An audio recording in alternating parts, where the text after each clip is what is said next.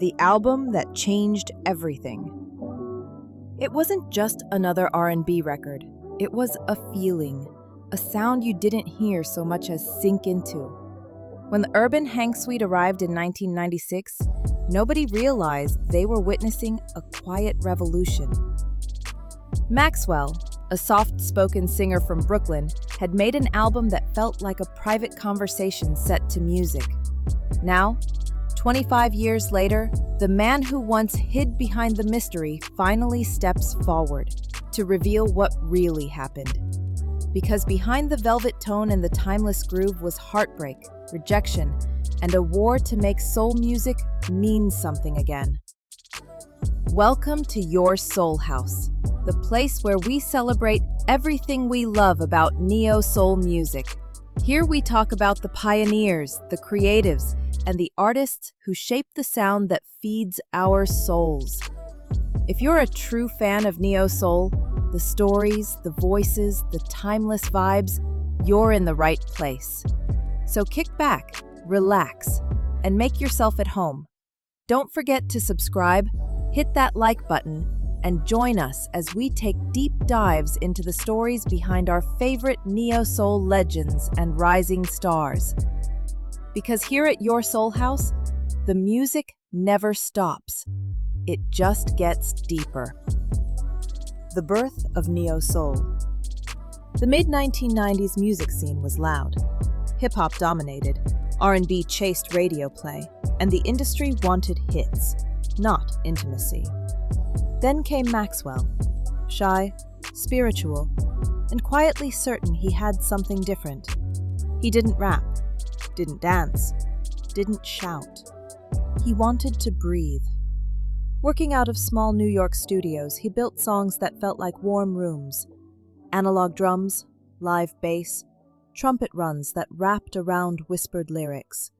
It was sensual without bragging, romantic without cliché. Critics later called it neo-soul, a movement that would birth D'Angelo, Erykah Badu, Jill Scott. But back then, it was just one man chasing a sound nobody could name. And that sound almost never saw the light of day. The album the label didn't want.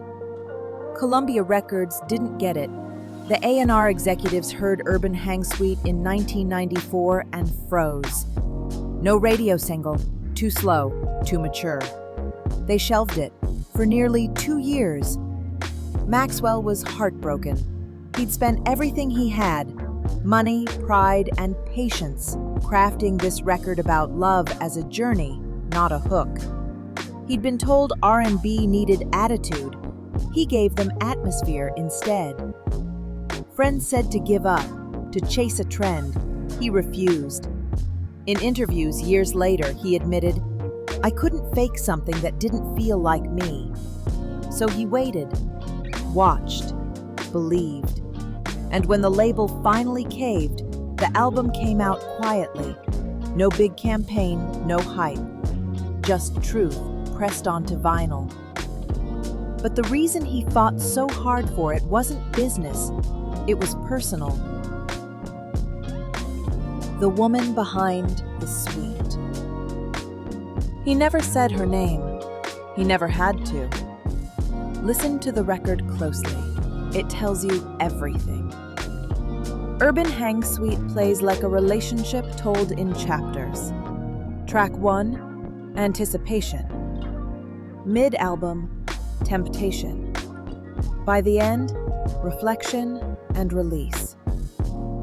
Songs like Something Something, Flirt and Tease, Whenever, Wherever, Whatever aches quietly, and Ascension, Don't Ever Wonder, feels like the sun breaking after heartbreak. Every lyric hints at a real woman, someone who made him feel alive and then left him searching. In later years, Maxwell called the album a map of emotional growth. But those who know. It was love, distilled. Yet the real heartbreak wasn't about her. It was about being unheard, about fighting for art in a world that only listens to noise. The sound that defied its time. The music was warm, analog, human. Live drums instead of programmed loops. Guitars that sounded like smoke. Saxophones that whispered instead of screamed. Maxwell and producer Stuart Matthewman, known for his work with Sade, sculpted a sound that sat somewhere between jazz and gospel, between bedroom and cathedral. It was too pure to chase radio, too sensual to sit in jazz bins, and too refined to be called pop. When early critics called it too grown, Maxwell smiled. That was the point. He wanted timeless, not trendy. He said later, "I wasn't trying to be ahead of my time. I was trying to be out of time." And when Urban Hang Suite finally dropped in '96, time finally caught up. The breakthrough. At first, the album crawled. Then, Ascension, Don't Ever Wonder hit radio, and everything changed. The groove was unmistakable. Bassline steady as a heartbeat. Maxwell's falsetto floating like silk over smoke. It didn't shout for attention. It seduced it. Within months, the album went platinum. He was suddenly everywhere. On BET Soul Sessions, MTV Unplugged, late-night stages bathed in gold light. His afro became a symbol. His suit, a statement. He made quiet confidence fashionable again. Yet with fame came pressure, and Maxwell, ever the perfectionist, felt the weight of every heartbeat he'd just awakened. He'd given the world his soul. Now it expected another. The price of perfection. After the platinum plaques came silence. Maxwell vanished. Fans wondered if fame had broken him, but the truth was simpler. He couldn't create on demand. He wasn't built for that kind of noise. In interviews years later, he admitted that success scared him. The pressure to repeat the magic of Urban Hang Suite felt unnatural, mechanical. He needed real emotion to write, not deadlines. So he disappeared to rebuild, studying musicians, traveling, listening instead of speaking. He said, "I didn't want to be everywhere. I wanted to be real." That choice became his signature. The gaps, the waiting, the silence between albums. While others dropped yearly projects, Maxwell treated music like fine wine. It had to breathe. But 25 years later, when he finally looked back on Urban Hang Suite, he admitted something no one expected. The revelation. During a rare anniversary conversation, Maxwell confessed, "That record, it was me learning how to love and how to be loved." It wasn't just a romance album, it was an autobiography written in rhythm. Each chord symbolized a chapter of vulnerability, a man becoming emotionally available for the first time. He said he wanted to create an album that felt eternal, something that sounded like Sunday morning forever. No trends, no gimmicks, no chase for relevance, just truth. And as he spoke, fans realized the secret they'd felt all along. Urban Hang Suite wasn't about a woman at all. It was about the courage to stay gentle in a world that rewards hardness.